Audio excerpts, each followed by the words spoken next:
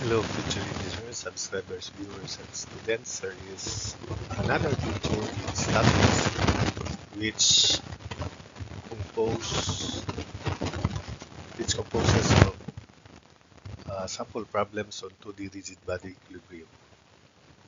So I'll discuss here with identification for finding the two force and three force body principles because in equilibrium problems, finding them will help us facilitate the analysis. So we have a two first and three first bodies, especially the two first body. Uh, so a two first body is one that is bounded with smooth pins at the ends, and in between there will be no more other load. So like for instance, like for the bar force of a truss, it is a two force body. So this is a two force body because there are two forces that are equal in magnitude, oppositely directed, and collinear in action. Remember from axiom 2 that two forces are in equilibrium only when equal in magnitude, oppositely directed, and collinear in action. So that's the principle of two force bodies. So consider this three-hinge arc here, the only determinate and stable arc. So portion AB is loaded, BC is not loaded. And of course, these are the three hinges, and the weight of the member BC, if not specified, is negligible compared to the load that this structure carries. So summation of this is the free body diagram, by the way. At point 2, there are two unknown reaction components, AX and AY. At B also, if we reveal this, there are also two reaction components, unknown reaction components, Bx and By, and as well as at C. All in all, there are six unknowns. So to attack this problem, all you have to do is consider the entire system, the whole system. We sum up moments about C. So the unknowns involved are Ax and Ay. Only two unknowns are involved. So we have function of Ax, Ay equals 0. Of course, the load is also included. Then we consider AB. We sum up moments about B. So reaction components at B. What B involved in this static equation, summation of moments about B equals 0. So it's still Ax and Ay that will be involved when we sum up moments about B. So solving these two equations simultaneously will be able for us to find Ax and Ay. Similarly, consider the whole system. You sum up moments about A, formulate this static equation summation of moments about A, then that equation involves Cx and Cy as the only unknowns. Likewise, you consider BC, you sum up moment about B, and you will find out that only two unknowns will be left, Cx and Cy. So solve the two equations simultaneously, then you can also solve Cx and Cy. Then of course, when we consider BC, we can definitely, this is the free body diagram, by the way, these are external support reactions. The the assigned directions of the support reactions will remain the same because these are external reactions, external supports. Whereas for B, which is an interior hinge, the reaction components are called internal reactions, and from axiom 4, when we transmit these internal reactions to the other body, to BC, for example, consider AB. So the X and Y components are BX leftward, BY upward. Then we draw the free body diagram of portion BC. Then the X component would now be opposite to this, and the Y component will be downward, opposite to this upward component, because B is an internal support. Remember axiom 4, action and reaction forces are equal but oppositely directed. So that's why we have to apply that axiom to the construction of this free body diagram. Also, when we consider BC, BX equals CX, obviously there's no load in between. BY equals CY.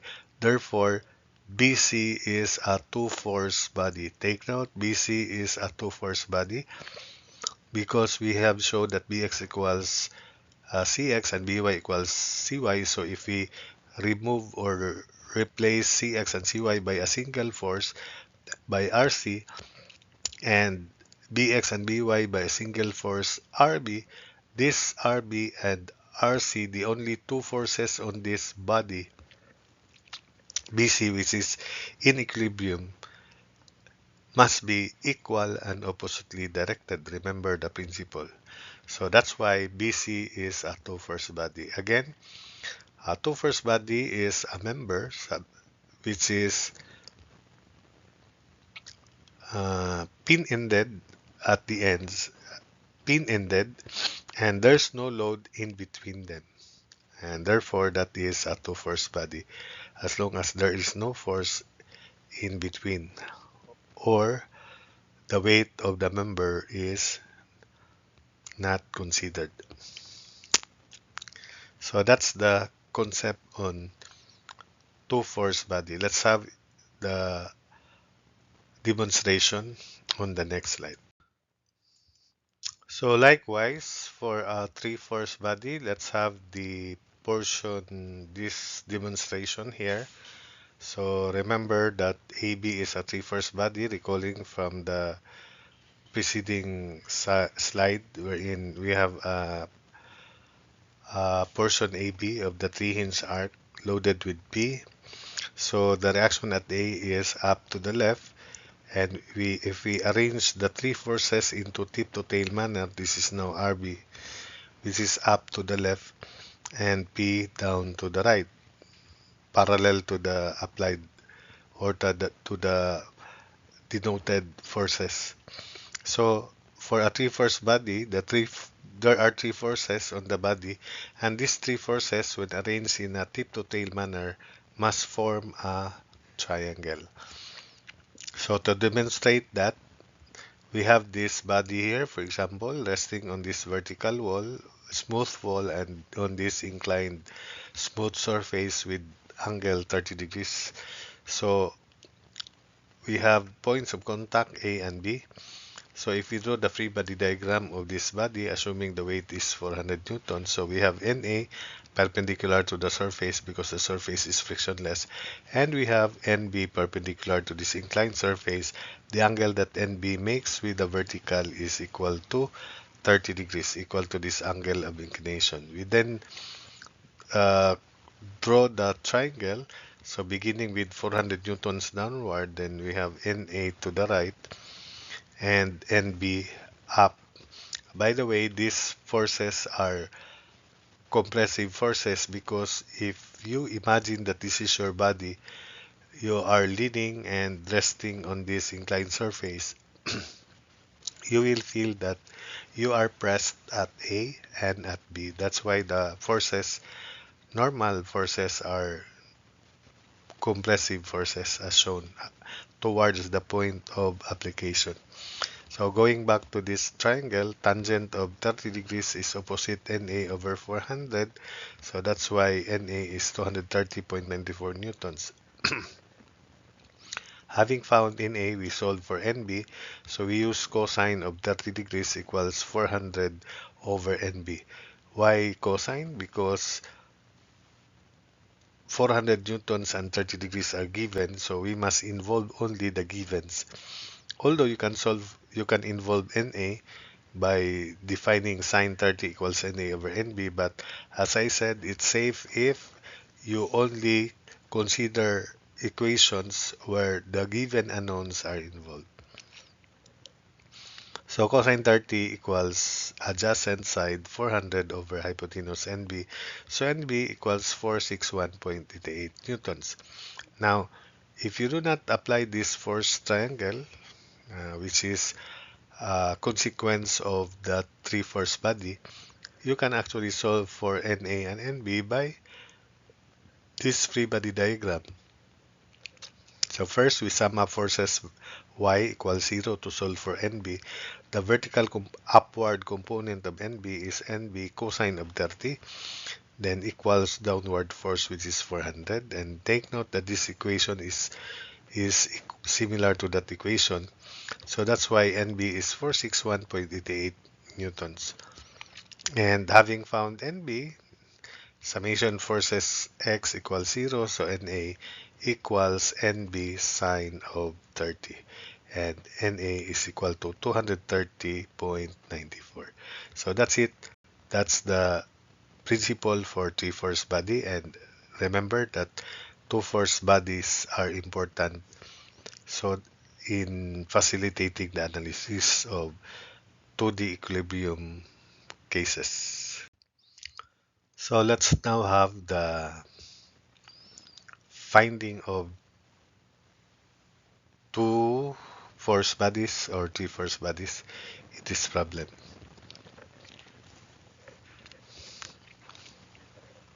So calculate all forces on member CDB. So we can find two force bodies here. There are two. AC, this is one single body. It is pin-ended and there's no load in between. So this is a two-force body. AD is also a two-force body. It is pin-ended and in between there's no load. Take note that CDB is a whole body. It is continuous CDB. It is not cut at D. This is an entire body, just like this one. It is just an inverted L or bracket, inverted angular shape. But it is CDB. It is not cut at D. Take note of that. So, because this is a ruler and the surface is vertical, therefore the normal reaction is perpendicular to that vertical surface. So that's why you have NB rightward. Why rightward?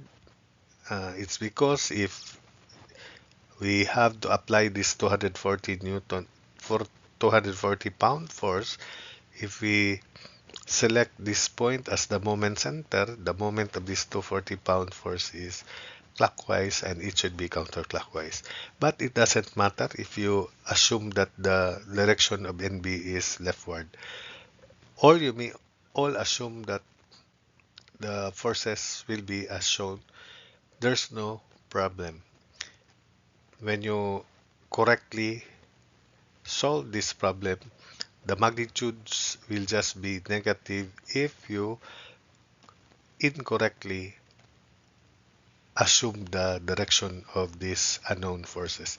Take note that there are three unknown forces and there are three available equations of statics. So to be systematic, you may solve this in the manner summation forces x0. So you have to determine the number of unknowns involved. Equation 1, summation forces y equals 0. Then summation of moments about any point equals 0. So those three equations with your high-tech calculator will be able to compute these unknowns here. But I'll present the solution in a manner that is technical.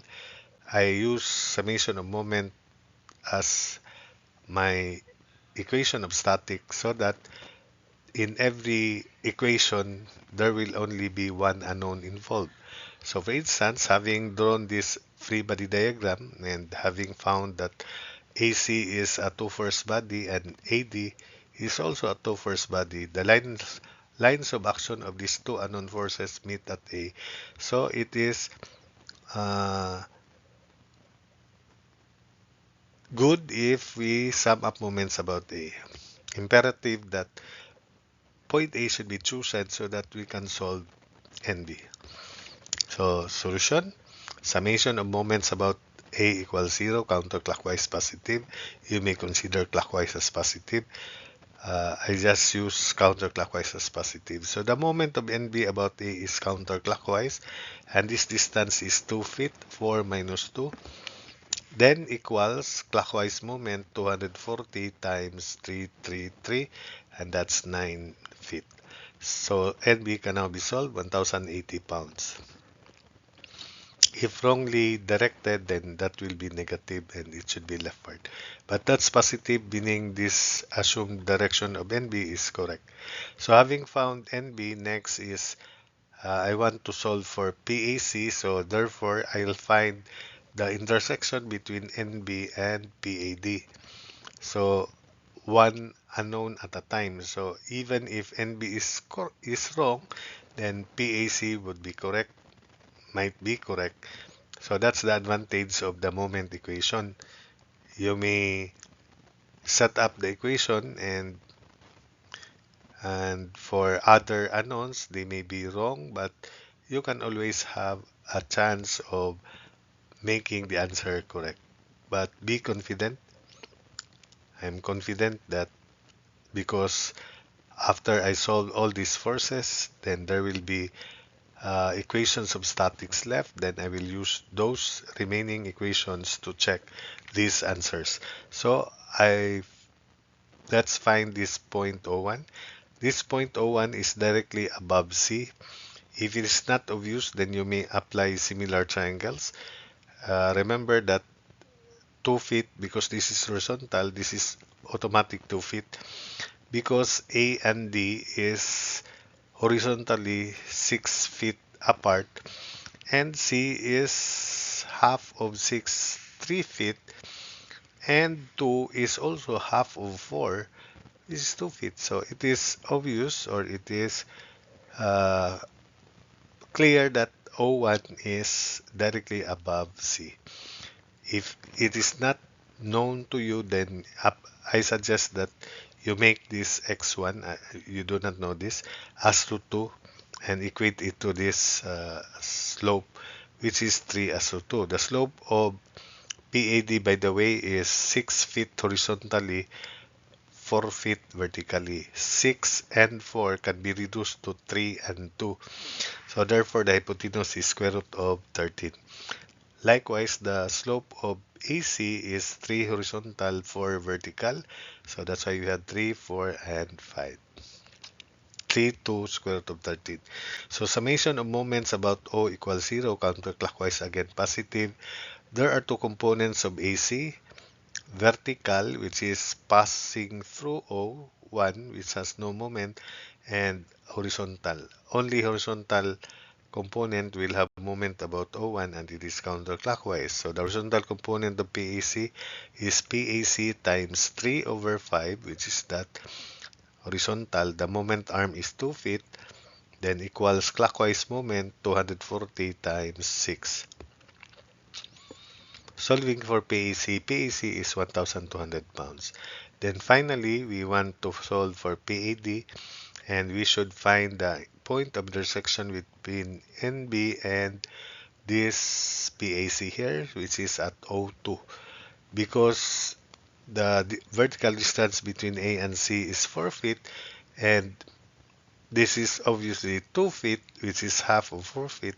Therefore, the horizontal distance of AC, which is 3 feet, so that distance from C to that point O2 horizontally is half of 3 feet, which is 1.5 feet. If not obvious, then as I said, you may call this x2 and apply similar triangles so that you will find that this is really 1.5 feet.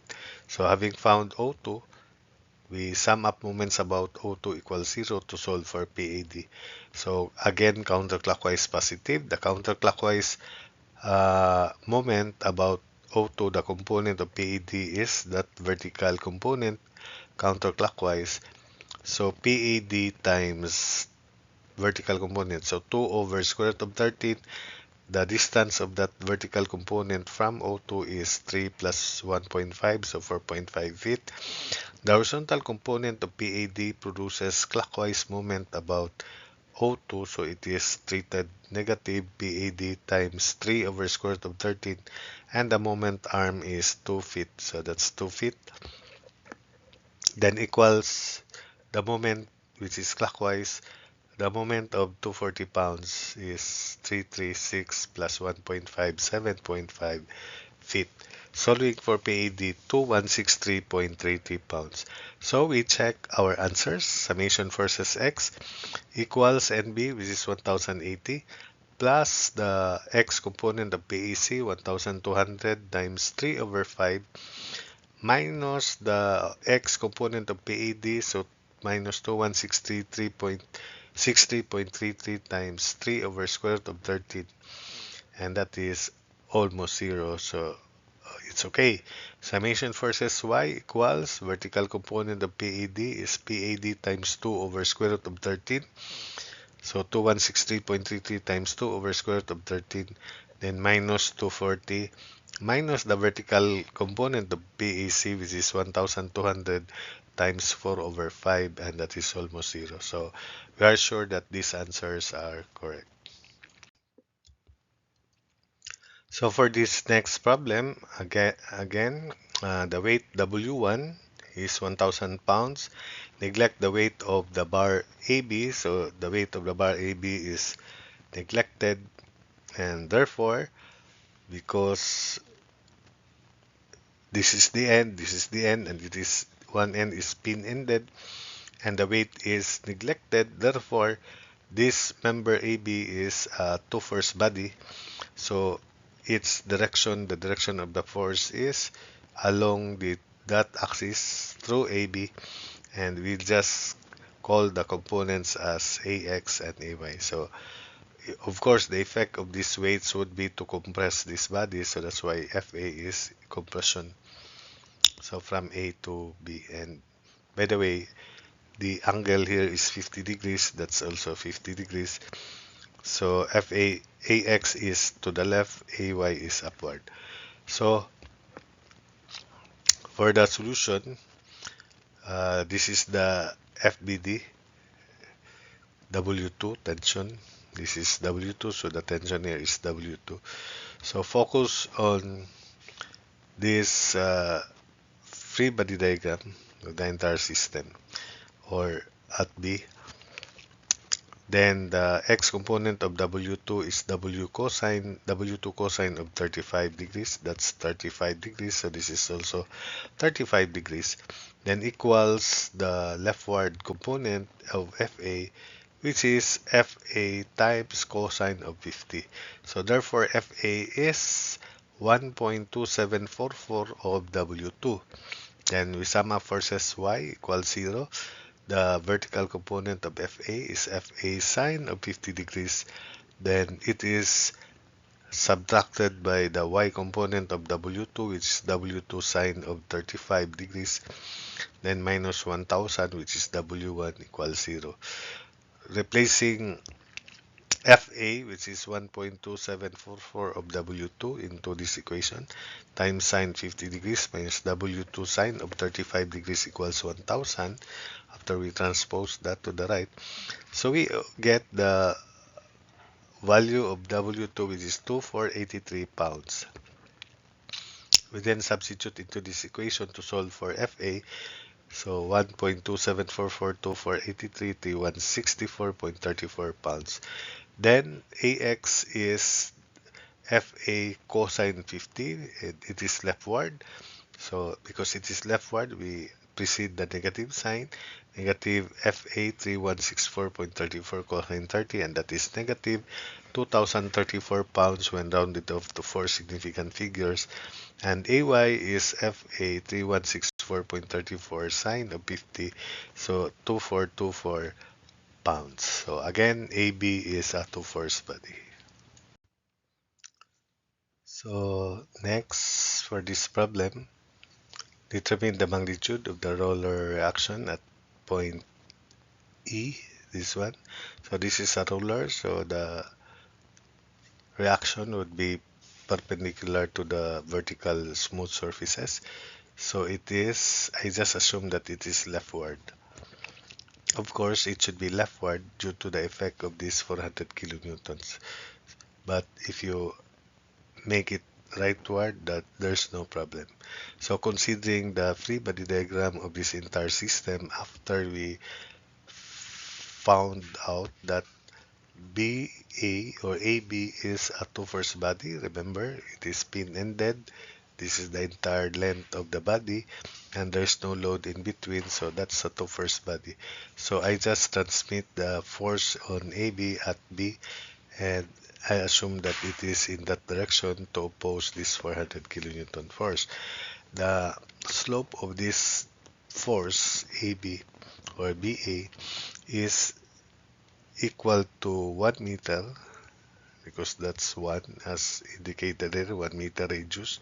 So that's 1 as to 1. So therefore this is square root of 2. Then this is the FBD for the entire system. We sum up moments about D equals 0 counterclockwise again as positive. There are two components of P sub B, and it is leftward and downward. So the leftward component is creating counterclockwise moment about D, while the vertical component is clockwise. So, or beginning with the horizontal component, P sub B times 1 over square root of 2, the slope. So P sub B times 1 over square root of 2. The moment arm to D is 1 meter, the radius given here. So that's 1 meter. Then minus this component, which is P sub B 1 over square root of 2. But the moment arm is zero point 0.4, the radius of this curve.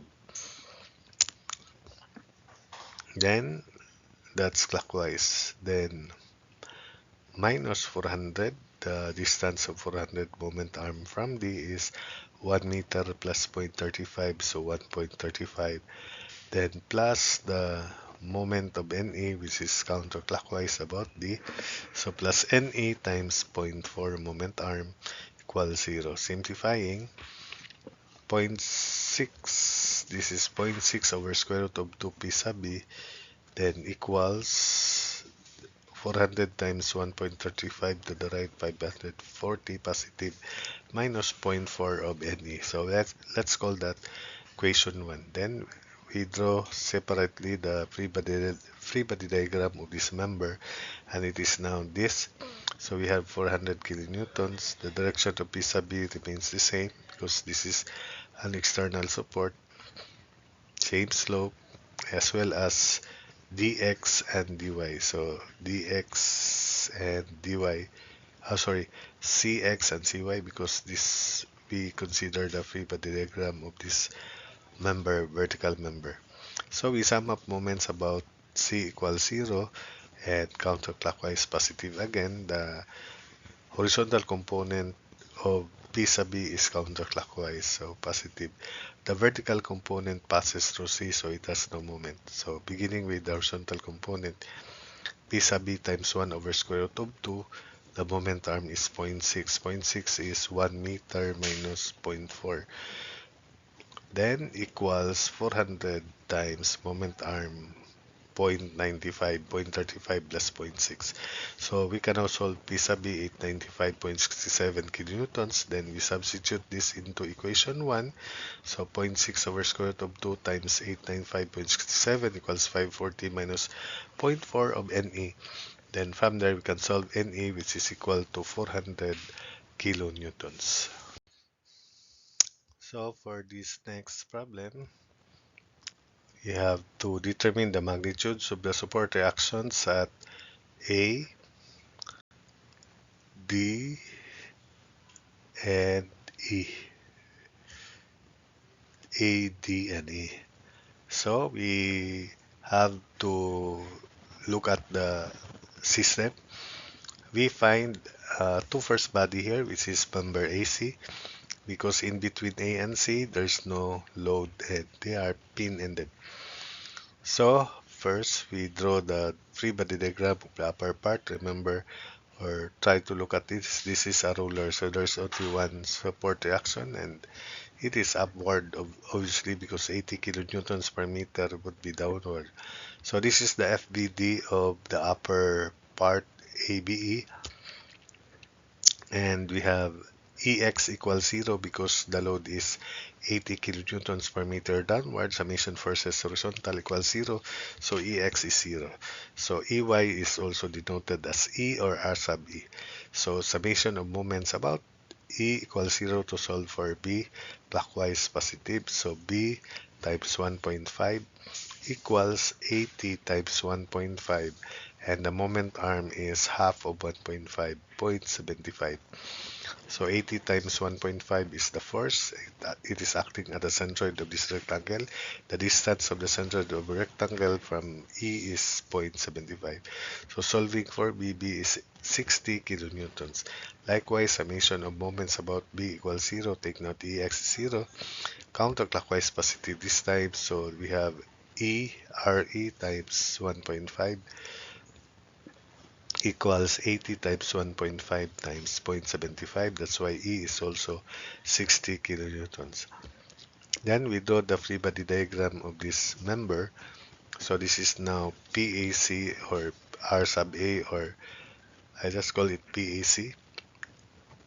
It is directed rightward, so at C it is also directed rightward.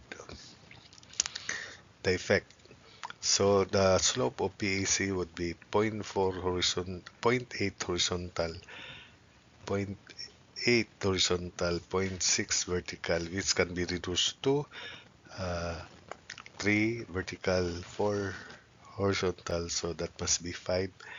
And reactions, component reactions at T would be dx leftward, dy right downward. I just assumed them due to the effect of this transmitted 60 kilonewton load. But as I said, you may just assign it as rightward or upward if you want, as well as PAC. It is down to the left, there's no problem. Everything will be just be negative when we compute and we set up equations that are correct. So in this free body diagram, summation moments about D equals 0 and clockwise is treated positive. There are two components of PAC, horizontal, which passes through D, and vertical. So let's focus on the vertical component. That's PAC times 3 over 5, and the moment arm is 0.7. Then equals counterclockwise moment, 60 times 1.5, 1.5, 0.8 plus 0.7. So solving for PAC, it is 214.286 kilonewtons. So likewise, we sum up moments about C equals 0, clockwise positive, just like dy, it is clockwise.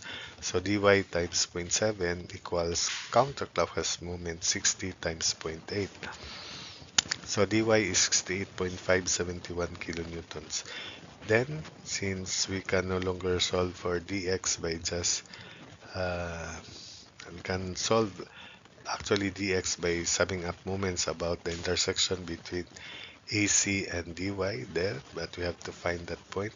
I just use summation versus x in this case. Anyway, there will still be remaining uh, equation of statics. So PAC times, which is 214.286, times 4 over 5, that's the horizontal component, equals dx. So dx is 171.429 kilonewtons. Then we can now compute the reaction at D, magnitude of the reaction at D. Square root of dx square plus dy is 68.571 square. So RD is 184.6 kilonewtons, directed down to the left with this angle down to the left. R tan of dy over dx. So that's arctan of dy over dx, and that's 21.80 degrees. Therefore, to summarize, RA is 200, which is PAC, 214.3 kilonewtons, directed up to the right with an angle inverse tangent of 3 over 4 which is 36.87 degrees. Then RD is 184.6, already computed here. Let's just copy that with an angle. RD is down to the left with an angle with the horizontal or x-axis 21.8 degrees. And finally, RE rather, EY is 60 kilonewtons. So that's 60 kilonewtons, RE or simply E. So next we have here problem 75 and 76. Determine the horizontal and vertical components of reaction at the pin A, this pin A, and the reaction at the roller B required to support the truss. Set F equals 600 newtons. So this is B, which makes an angle of 45 degrees. The line of action of the normal reaction at B, 45 degrees with the horizontal. So that's 45 degrees. With the vertical, that's also 45 degrees. No problem. To solve for RB, we sum up moments about A equals 0. There are two components of RB. By the way, if RB is extended, it will meet there at point O, which is directly above this point to facilitate the analysis. But we sum up moments about A.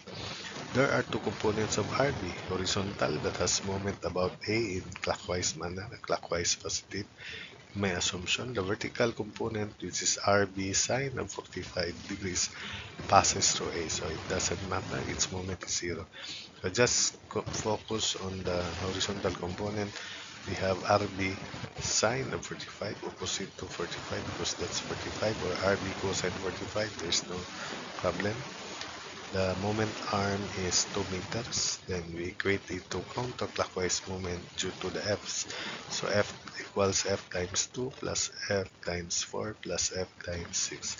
Solving for RB, it is 6 square root of 2 of F, but since F is 600 newtons, as stated here, so RB is 5091 newtons, and it is directed up to the left with an angle with the horizontal of 45 degrees, that is even. Then if RB is extended, because this is 2 and 2 meters, so that means the angle 45 degrees here. This is the line of action of RB. Then I'll call that point O, and F here passes through O. So summation moment about O equals 0, this time counterclockwise positive, so that AY is positive. AY times 2 plus F, this F here times 2 plus F times 4, then equals 0 because AX and RB meet at O. So solving for AY, it is negative 3F, and since F is 600, negative 3 times 600 is negative 1800 newtons. And since AY is negative, it is downward. AX is next. Summation moments about B equals 0 to solve for AX. AY passes through B, so this time clockwise positive. So AX times 2 equals F times 2 plus F times 4 plus F times 6.